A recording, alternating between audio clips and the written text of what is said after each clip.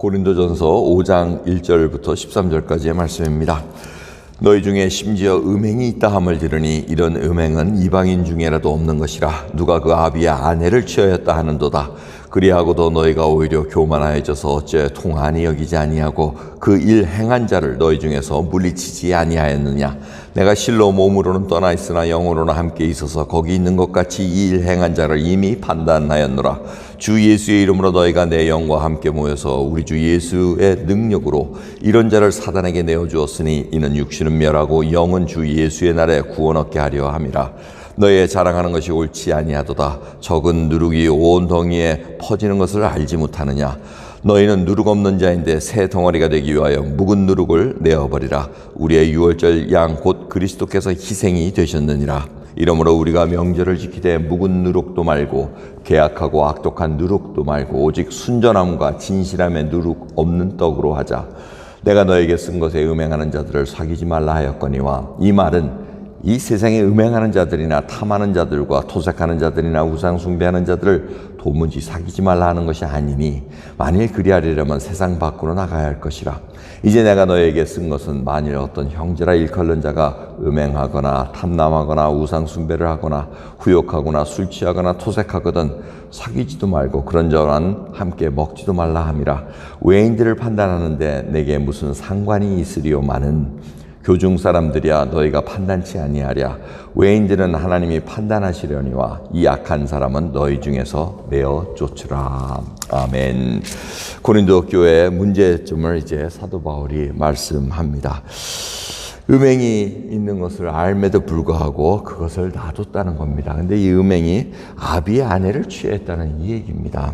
학자들은 자기 어머니보다는 아마 아버지의 첩이 있는데, 한 후처가 있는데, 그 아버지가 돌아가시고 범하지 않았을까, 이제 이렇게 얘기를 합니다. 아무튼 중요한 것은 그 가족 간에 그것을 흐트러뜨린 겁니다. 그래서 성도덕으로 타락된 것을 알려주고 있습니다.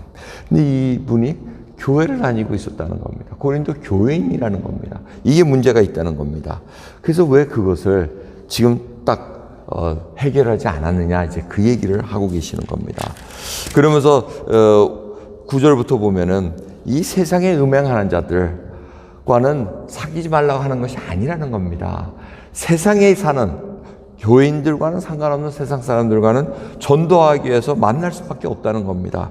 그런 자들하고는 뭐 토색하고 후욕하고 뭐 우상숭배하는 자들을 만나서 전도를 하지만은 교인들 중에 형제라고 일컬는 자가 탐남하거나 우상숭배하거나 후욕하거나 술 취하거나 토색하거나 이런 자들하고는 사귀지 말라. 왜? 교중에 그것이 썩은 묵은 누룩처럼 이게 부패한다는 거, 자꾸 퍼진다는 얘기입니다. 그러니까 죄악된 일은 회개하고 드러내서 정말 회개하지 않으면 단절하고 이제 그런 일이 교회 내에서 필요하다는 겁니다. 이 말씀을 왜 하시냐면 교회가 순결해야 되는데 이게 뒤엉켜가지고 뭐 합쳐서 막 이렇게 타협하고 뭐 동화시키고 이럴 수가 없다는 겁니다. 왜? 하나님은 죄 가운데 있을 수 없으시기 때문에 죄인을 위해서 죄값을 치르시면서 돌아가셨고 이제는 순결한 신부로 만드시는 것이 거룩한 백성으로 이끄는 것이 바로 이 세상의 교회가 담당해야 될 일인데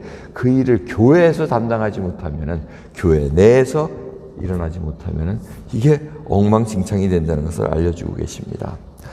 여러분, 저희들이 이 하나님께서 원하시는 교회의 모습을 다시 생각해야 됩니다.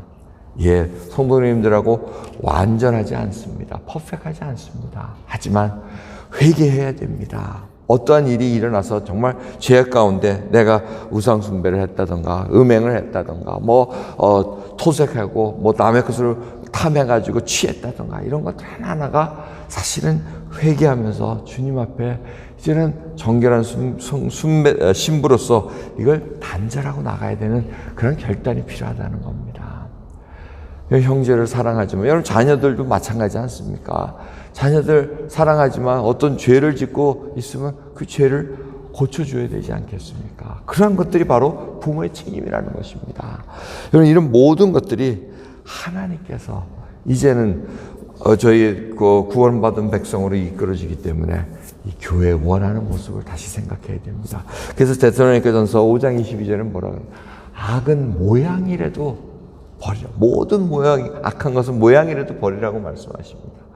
여러분, 그것이 설마 괜찮아 하지만은 그것이 어느 순간 우리로 하여금 올무가 돼가지고 우리로 하여금 죄악에 빠지게 할 수 있는 그런 통로가 될 수 있다는 것을 잊지 마시면서 정말 어떠한 모양, 악은 모든 모양이라도 버리라는 그 말씀처럼 저희들 하나님께서 핏값으로 사신 거룩한 백성들입니다.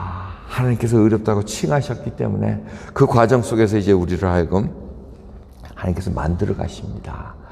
주님께서 열매 맺지 못하는 열매 맺지 못하게 하는 어떤 가지 같은 것들은 다 쳐내십니다. 이것 때문에 네가 열매를 못 맺는다. 그 쳐낼 때 아프지만은 내가 그 과거에 속했던 습관으로 어떻게 가는 거지만은 하나님께서 그것을 다 끌어내시면서 이제는 정결한 신부로 만드시고자 하는 그 마음을 다시 한번 헤아리시고 읽으시면서 주님 앞에 순결한 백성으로 쓰는 그런 시간 되길 원합니다.